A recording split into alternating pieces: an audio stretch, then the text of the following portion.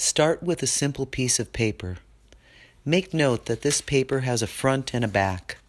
Clearly a two-sided piece of paper. Appreciate that. Be aware of that. Now, cut a strip. Make the half twist and then tape together. You can pick it up and pinch it between two fingers. You know there are two sides to this piece of paper. Taking your pencil, you place the tip at the center of your twisted ribbon. Slowly, because you have to negotiate that twist, you draw a line that eventually comes back to where you started. That line has covered the front and back, and you never lifted your pencil. You never hopped over, and yet every bit of the Mobius strip was marked with your pencil tracks. Mathematically, a Mobius strip is a surface with only one side and only one boundary. The Mobius strip has the mathematical property of being unorientable, not able to orient yourself, because of the twist. When you return to your starting point, you find yourself facing in the opposite direction.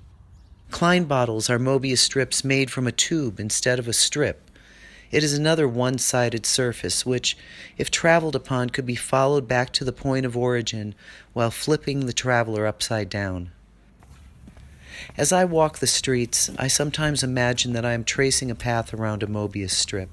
I walk down a street, and at some point something changes, and I can't even tell you exactly when or find the right words to describe the difference.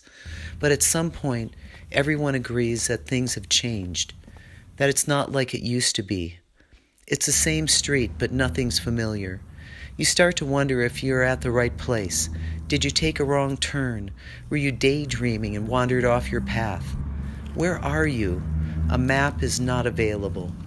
You find yourself in unorientable territory.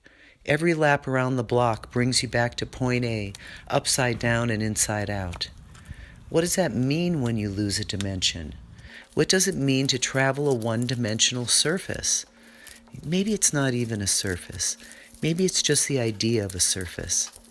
Learning about the Klein bottle helps me to imagine space around the traveler that lives in one dimension. I imagine astrophysicists working on visual models of the forces that hold the universe together, and in the middle of a table with people in lab coats standing around is a Klein bottle.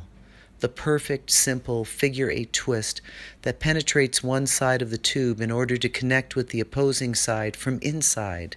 An even more complicated, unorientable object with a surface that could be traced forever, inside and out, without ever losing contact with this extraordinary object. Once again, every lap around 1D delivers you to the finish line flipped upside down. If nature is our model for living, our teacher, what does this mean?